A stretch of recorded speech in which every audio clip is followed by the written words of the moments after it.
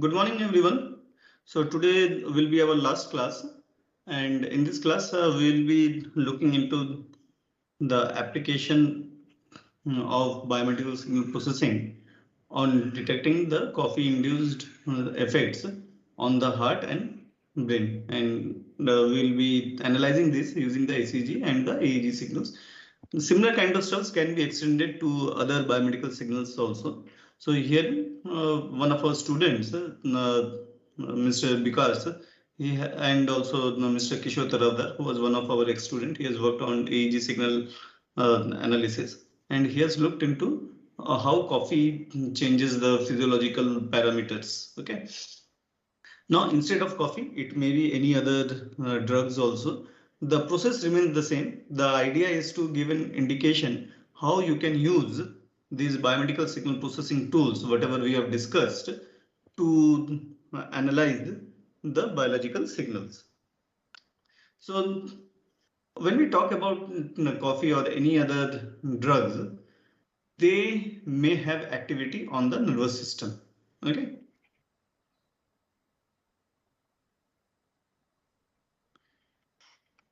Now, these nervous system, they can affect the autonomic nervous system, or through this autonomic nervous system, it can also affect the cardiac physiology. Also, if you see our brain, which is one of the central part of the nervous system and is responsible for the cognitive function, their activity can also be changed.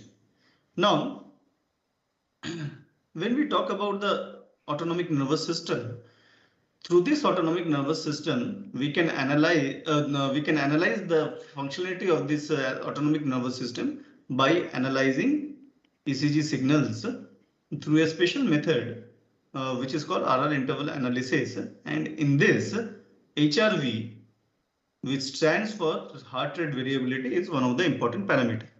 So if you want to do either the analysis of the autonomic nervous system, or if you want to analyze the cardiac physiology, then we usually proceed through this chart, through the what you call flow chart on the left hand side.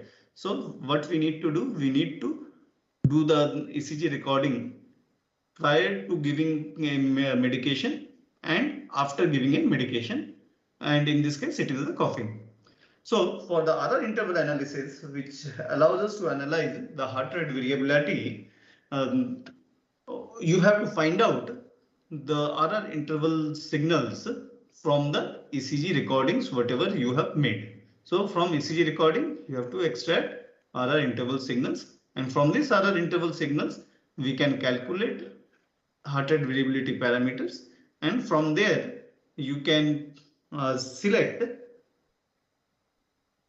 HRV parameters for which can be used for training and testing and validation of the artificial intelligence methods. Okay, so in our case, Mr. Vikas, he has used significant HRV parameters, that means which are statistically different, those HRV parameters, to train the machine learning models, and then he evaluated the changes.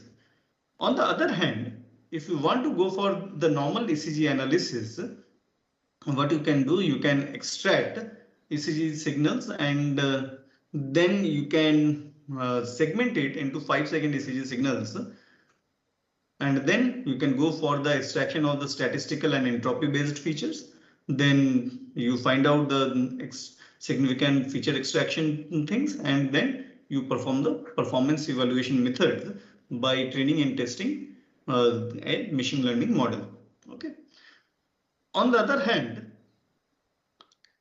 you can also decompose the signal using any methods.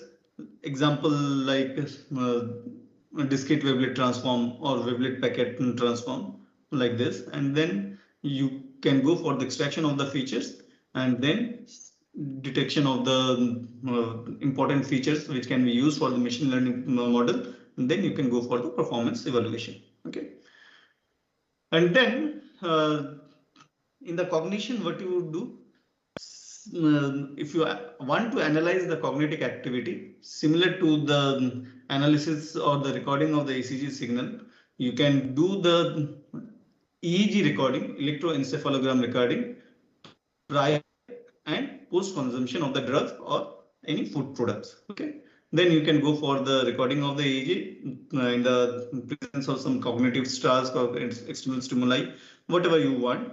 Then you can go for the comparison. Okay, and from here you can also find out the important parameters, and then you can try to track the changes in the different brain regions.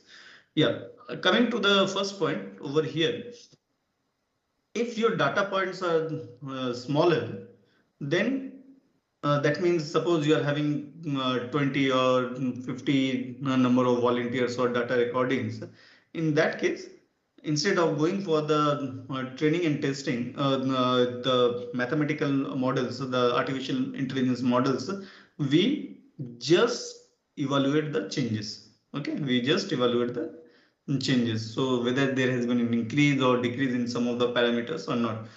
Why this is so? This is because whenever you want to go for artificial intelligence based classification, especially for the biological signals, it has been reported that you need 200 numbers of data points. Okay, you need at least 200 numbers of data points. Okay, so in this case, if you are having say 20 volunteers and you are recording pre and post, so that means you will be having 40 data points. Okay, for each of the features you will be having 40 readings. Now we can do another thing. We can, for each person, we can take a reading of say 5 minutes or more, and then break that signal into 5-second interval so as to artificially increase the number of signal component.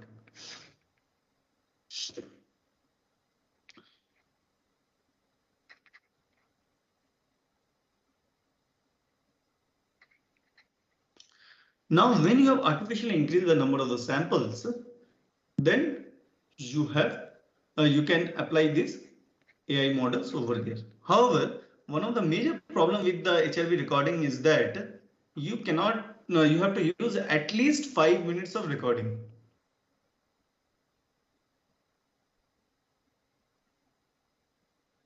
For the HRV analysis.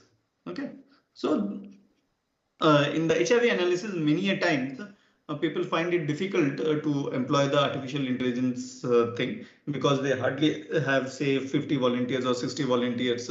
Getting 200 volunteers, it's a very large number of volunteers. Okay, so this is the what you call a layout how you can perform some physiological activity over here. You can again, if you want to analyze what is the effect on the electromyogram, you can add another flowchart, and the rest of the methods, if you see, it remains the same. The basic funda is that you extract some features, then you go for the features selection. Herein we have selected a group of features which are significantly different, and then we have used, you can use other methods. Other methods are there, like ranking method is there. There are different ranking methods, feature ranking methods. They are there. And using this feature ranking methods, you can select some of the best ranked what you call the features, and then you can use that for the modeling of the artificial intelligence thing. Then you can do the feature reduction, dimension reduction using principal component analysis. What it does is that suppose you are having a table of data table of say x1, x2, x3, x4, and so on up to say x100. So you will be having some data like this. So what PCA does is that it will create a new table, say x1, x2, x3, and x4, which is much smaller than the original table. Okay. So what it is doing? What it is doing basically, if you see, if you are in the initial case, we are having 100 number of features. Okay. and from there it is compressing the data to 4 number of feature sets, which we called as the principal components. What it does some mathematical operations, and then from there it creates a set of data points which are uncorrelated in nature. In the original set, in the original data set, you may have data points which are highly correlated.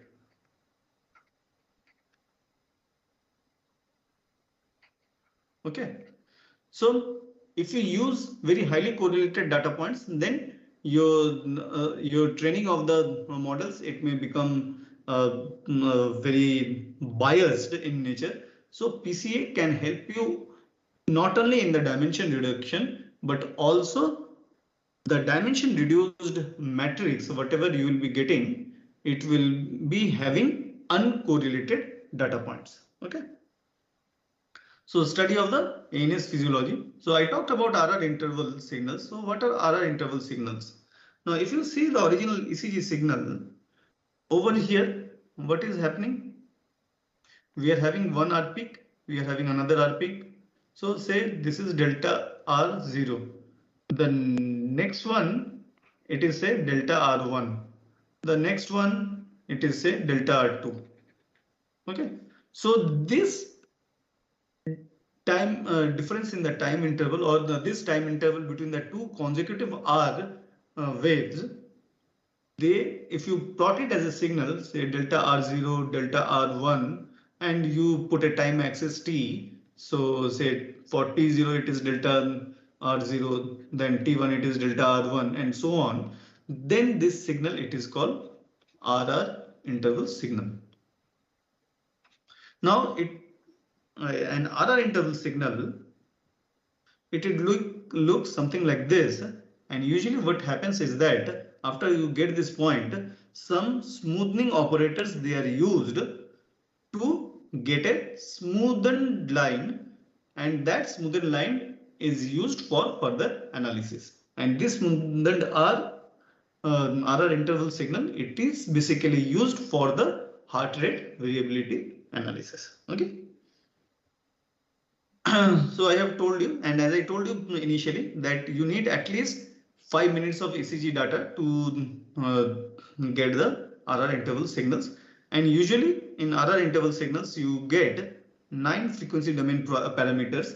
Okay, so the first thing is the VLF component, then LF component. VLF means very low frequency, LF means LF means low frequency. So VLF it stands for 0 to 0.04 hertz components. These are the normalized frequency.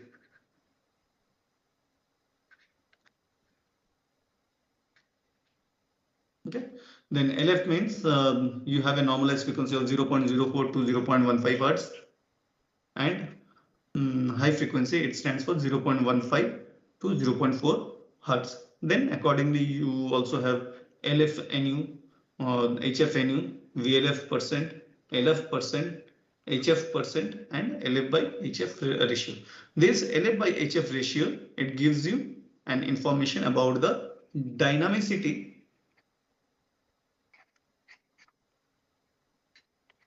of the ANS. And if the heart is more dynamic, this ANS is more dynamic, that means the cardiac activity is also dynamic.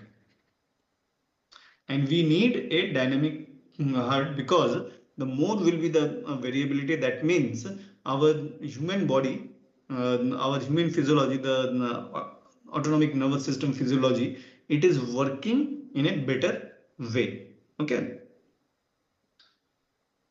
So this is a typical graph.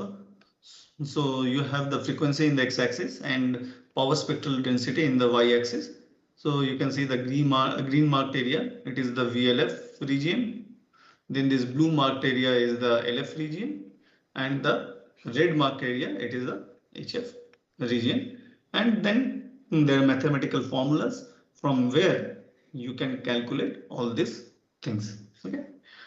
Now hereafter, once we get this, what we did is that we found out the statistical significance, and we used Wilcoxon signed rank test, and two other tree-based algorithms were also used for understanding what is the statistical significance of the data. So, and these two tree-based algorithms were classification and regression tree and random forest.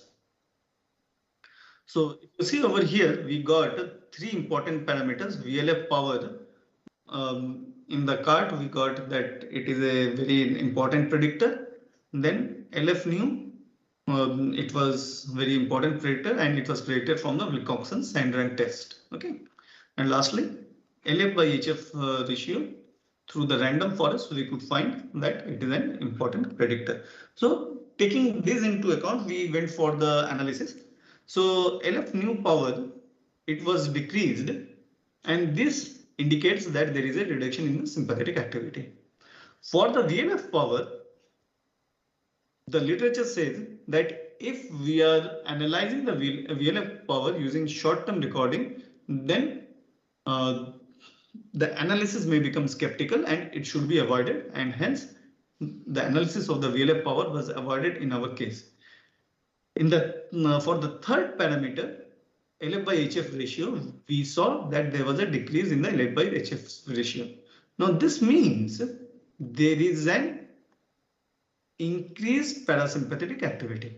Okay, so if you combine point A and point B over here, then we can say the drinking of coffee, it reduces the sympathetic activity with a corresponding increase in the parasympathetic activity. Okay, so from here we can see that consumption of coffee, it can alter the ANS activity. Okay, so since there is variation in the ANS activity, this has led to the changes in the cardiac physiology.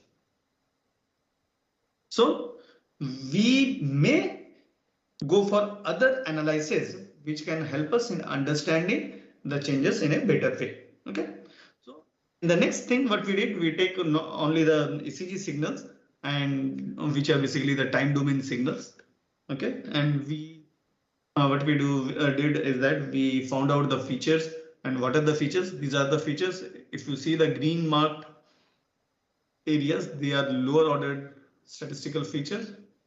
Then blue marks, they are higher order statistical features.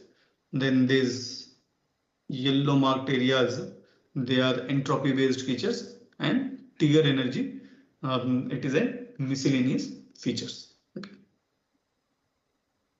So these are some of the mathematical descriptions which you need to memorize if you get a question in your exam.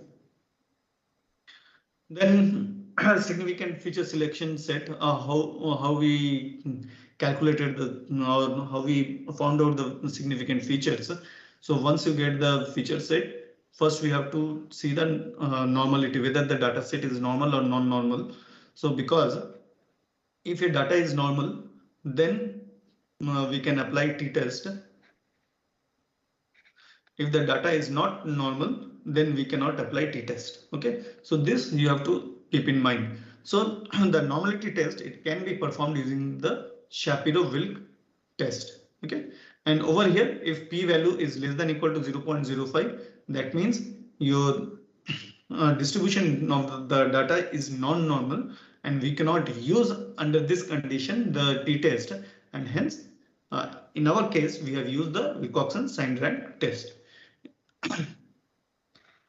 In the non-normal distribution, we have this two-paired t-test. So if any of the data sets they are non-normal, they are having a normal distribution, then we can go for this t-test. And from this t-test, from this Wilcoxon signed rank test and the two-paired t-test, we will find that we are getting some p-value. And in both the cases, if p-value is less than equal to 0.05, then we consider those features as the statistically significant features, and we carry on with these features for the AI based modeling, whereas we discard the rest of the features. Now herein, if you see, these marked cells in the p value column, they are significantly different features. In most of the cases, if you see the mean value, it has increased except this median value. Okay. Then we use this to train and test the different artificial intelligence methods like naive Bayes, fast large margin, logistic regression, generalized linear model, decision tree, random forest, deep learning, gradient boosted tree, and support vector machines. And all these models, they were generated using the RapidMiner software. So why we did so many classifications? We did so many classifications so that we can compare the performance of different machine learning models to propose a model that can best classify the data. Okay. Then performance measures like accuracy, sensitivity, specificity, F measures, and area under the curves were calculated. However, in practicality, we mainly concentrate on the accuracy. Now, these are the mathematical descriptions of the different performance measures. So you can go through this. So in the performance evaluation, if you see, the best model was found out to be gradient boosted tree model and the deep learning linear model also. Okay, so there was not much to choose between them because if you see the spreads are overlapping. Okay, so hypothesis consequence. The present hypothesis that statistical and entropy based features obtained from smaller segments of ECG signals can be efficiently used to detect short-term effect of coffee. And it is supported by the existence of several statistical and entropy based features. Several significant, there is a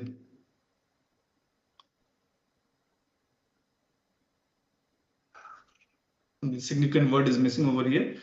Several significant statistical features and statistical and entropy based features were found by the Wilcoxon-Steinran test and also the t-test. And then the higher classification accuracy was achieved in differentiating the two groups of data. Okay. So these two suggest that yes, there are some changes in the cardiac activity. Then analysis of the cardiac physiology, decomposition based analysis. So in this, what we do is that basically the same thing what we did in the previous case, we do it, but there is a subtle difference. In the previous case, we were using the original signal and we are calculating the features. And in our last class, we have talked about the discrete wavelet transform, and we have seen we can break down the features into different frequency signals into the different frequency components. Okay. Now, if you see over here, these components we can take frequency components. So they themselves are a kind of signals, but within a specific frequency range.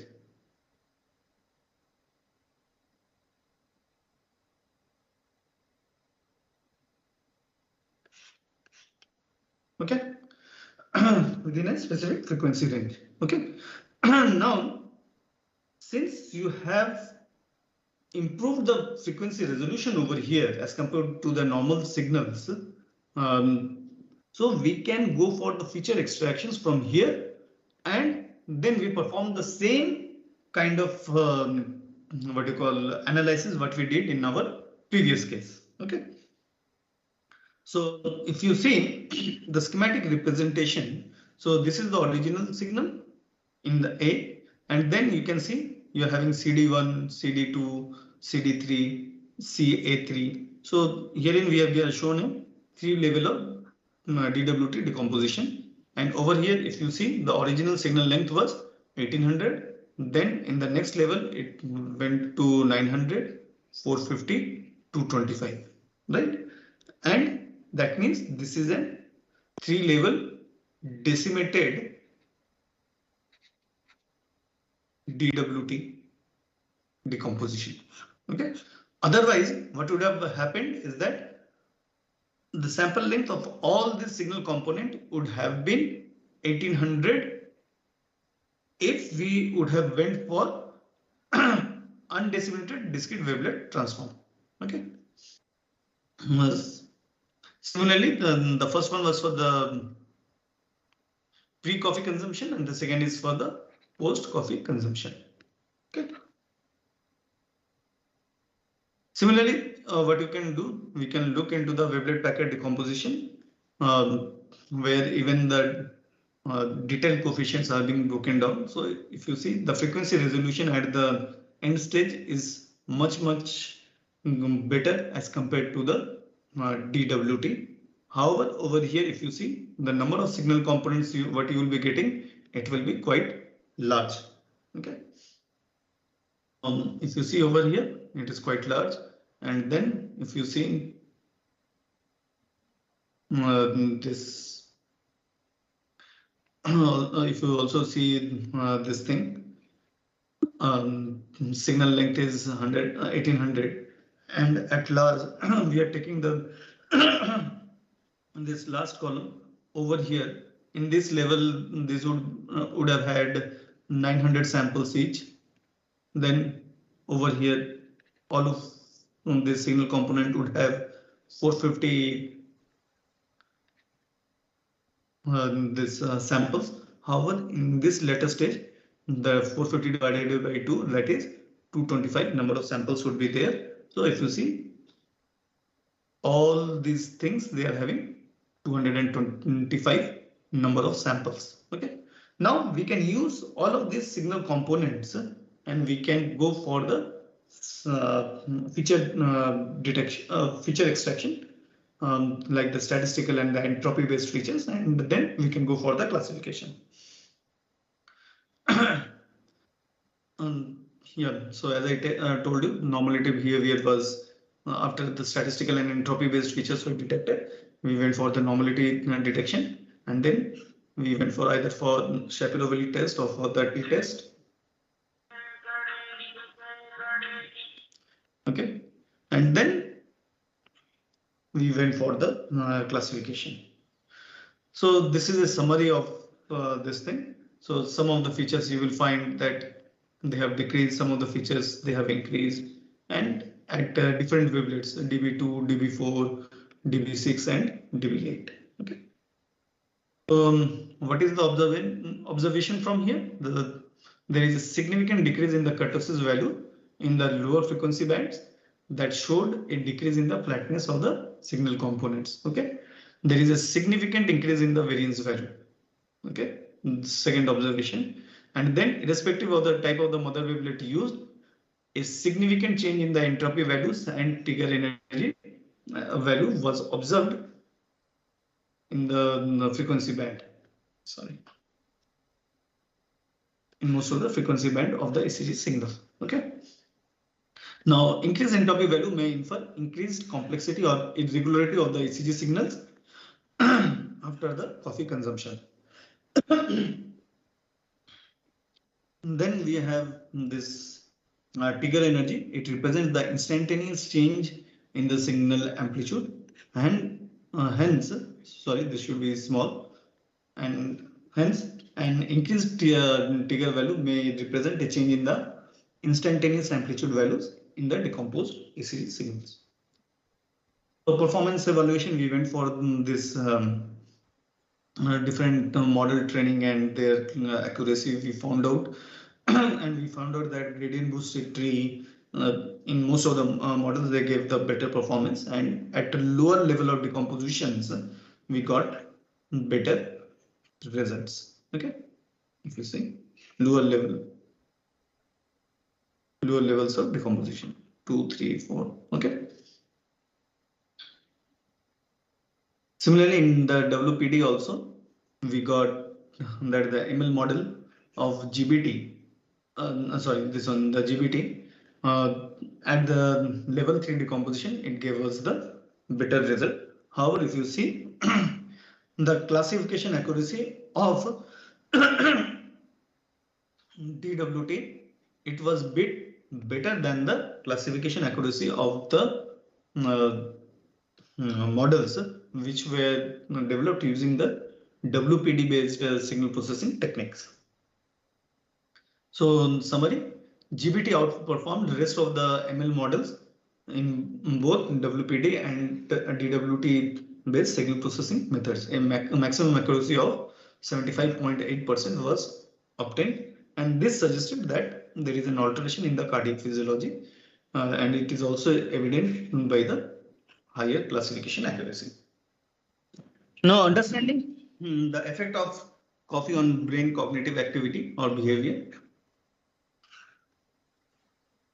So in this case, we use the steady state potential method for understanding the what do you call this cognitive action. And these steady state visual evoke potentials are basically generated in the paracoccipital range. Okay, and we know that caffeine, it enhances the vigilance and the executive control of the visual attention.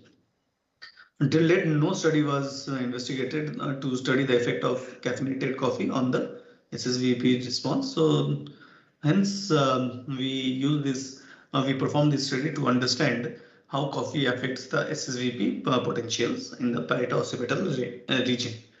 So the current study, and then lastly, what we did is that we studied the effect of the coffee by the data mining based approach, where we implemented some artificial neural network based data mining or the artificial intelligence tools. Okay. So this is the overview of the study. Initially, the EEG was acquired in the pre and post consumption of the coffee. Then the signals were pre-processed. Then we went for this detection of the SSVP signal, and for this process CCA, that means the canonical correlation analysis, it was performed, and by performing this, you will be able to get the information about the SSVP signal, and then you go for the feature extraction method. And in this feature extraction method over here, instead of going for the statistical and the entropy based features, we went for R2A, which is a which is regarded as the recurrence quantification analysis, and we went for that method, and we calculated the features.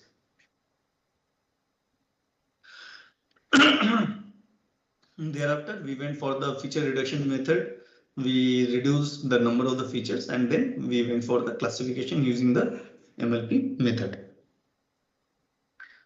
Data acquisition. So if you see, this is a head cap, and these are the electrodes. So the person has to put on the electrodes on his head before and after coffee. The EEG will be recorded. This is the EEG machine, and this is a strobe light, which consists of a panel of LED light, and it will be flickering onto the eyes of the person, and due to that flickering, what we will be doing, we will be calculating or we will be measuring the EEG signals. Okay. Then electrode placement, we went for the 1020 international standard electrode placement, this thing. Okay. And after placement of the electrodes, we went for the acquisition of the EEG signals. And in this study, we used 7 frequencies.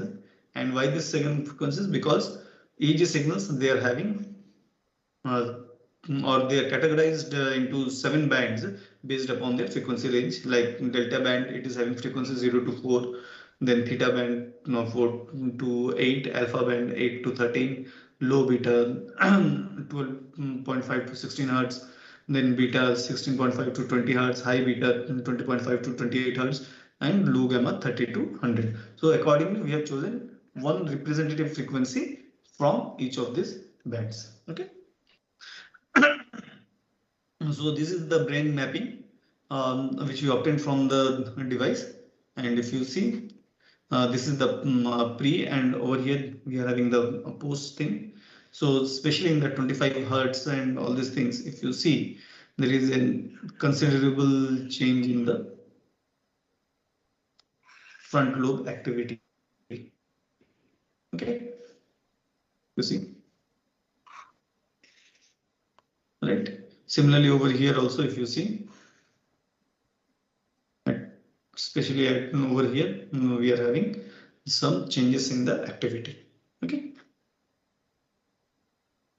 The data which we obtained, they were then stored in this format. Okay.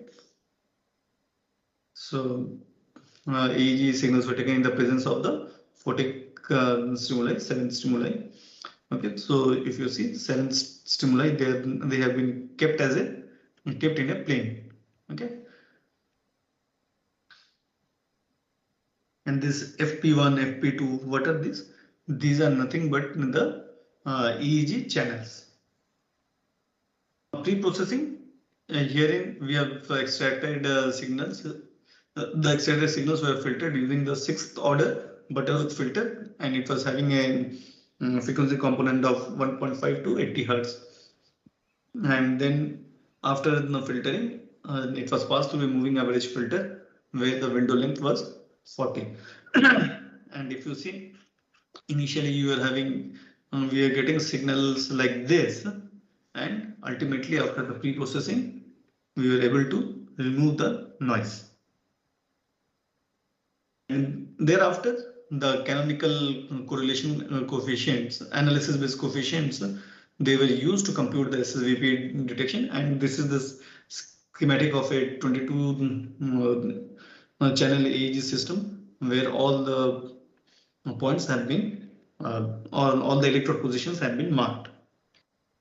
Now from here, if you see, prior to the consumption of the coffee, if you see, the parieto-occipital lobe and even some of the temporal positions, they were activated.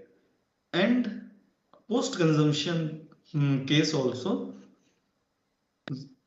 except this P4, other parieto-occipital lobe and the temporal lobes which were activated in the precondition, they were also activated. However, we found that if you look into the activity, percentage increase in the activity in the frontal region, it was much higher than in the back of the brain. That means the parieto-occipital area. So the frontal region is this area. So the activity, the percentage increase in the activity of the frontal part of the brain, it was much higher as compared to the posterior part of the brain. And this was one of the important observation which was made by our group. Then again, if you look into the SSVP activity, the SSVP activity at the 30 Hz signal component, it was the maximum. And as I told you, feature extraction, it was done using the recurrence quantification analysis. So this is a typical recurrence plot. And from here, the different features from this plot were calculated, and these features have been noted over here. And thereafter, the selection of the significant features was done by CART, BT, and random forest. And then MLP neural network model was used for calculating the accuracy. And if you see over here in the accuracy chart, the P4 and O2, they were having maximum maximum accuracy at many of the frequencies, and even the O2 also. Okay, so that means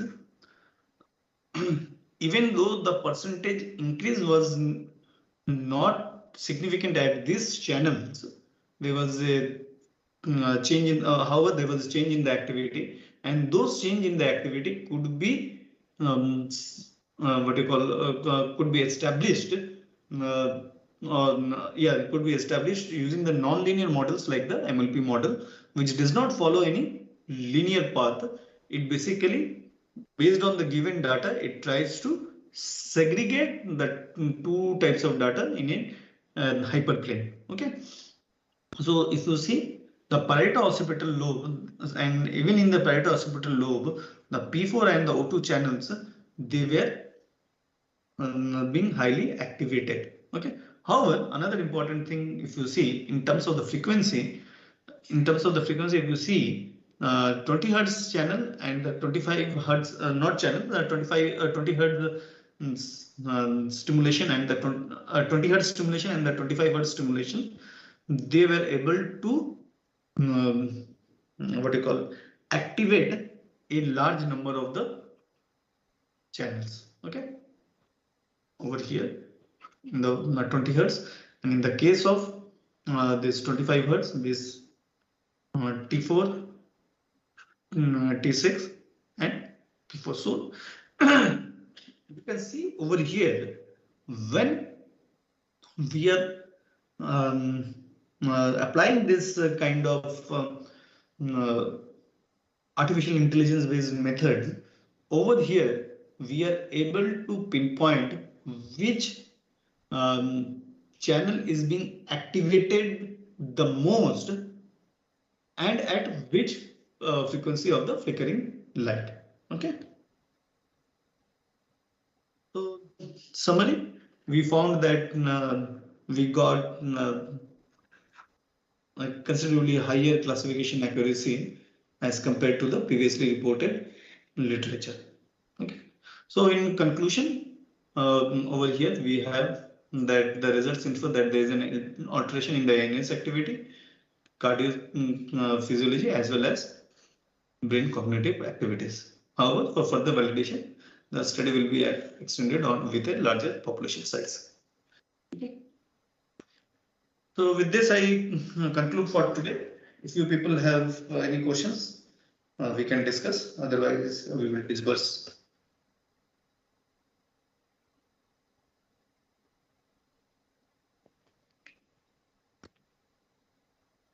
Sir, I have a question. In Yeah. the signal processing for this experiment, decimated discrete wavelet transform was so why is it picked over the undecimated technique transform? Or how do I know which one is better or which one to use for any application? It all depends on your choice. It all depends on your choice. As I told you at the beginning of the course, that signal processing is a technique where you choose the methods which you want to get, and from there you try to extract the information. Okay. One advantage of decimated thing is that if you consider, if you do not go for the decimation, and if you use the undecimated wavelet transforms, then each of your signal components, the nodes or the decomposed components, they will be having the original signal. Say, suppose you are having original signal as 100, and after decomposition, say after 3 level of decomposition, we have 2 to the power 3. That means 8 number of the channels. So all the decomposed signals will be having 100 data points. Yes. Yeah, so they will be having 100 data points. So yes. the your space needed to store that data point in your digital memory will be higher. Doesn't it mean that like we have much data and maybe we would get better outputs if we have if we have 100 samples at after each decimation? No, your frequency component is same, na?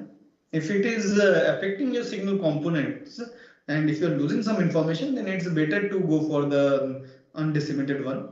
But over here, what the student found, that it is not affecting the nature of the signals. You have to look into the nature of the signals, and if you feel, yeah, some data is being compromised and we might lose some information, then you can go for the undecimated one. Otherwise, you can go for the decimated one. And most of the people, they usually go for decimated this wavelet transform. The reason being, I would say, because over here after the segmentation, he gets approximately say, 1200 data points, I suppose. Okay, so 12, not data points, 1200 segments of ECG, and from there he has to then find out he has to decompose again, store those things, and it will take a lot of spaces. So while you are doing, and it is also increasing the complexity, computational complexity. So the larger number of data, your computer will take longer time to calculate all these features and all these things. And when you're working with a large set of data, say 1200, 1500 of thing, and if you do not have a very good computer, then uh, it will delay your process. It will lengthen your analysis. Okay, sir. Understood.